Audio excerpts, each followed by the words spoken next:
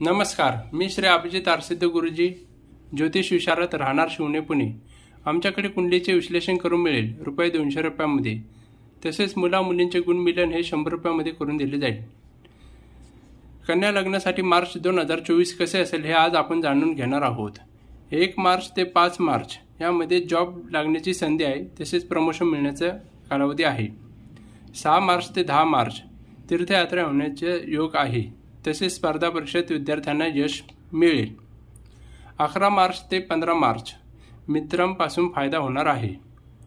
16 मार्च ते 20 मार्च शेअर मार्केटमध्ये इन्व्हेस्टमेंट करण्यासाठी योग्य कालावधी आहे.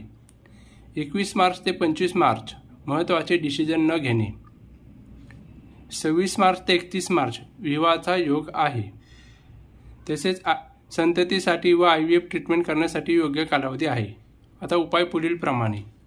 1 मार्च ते 5 मार्च गाईला हिरवा चारा खायला घालणे.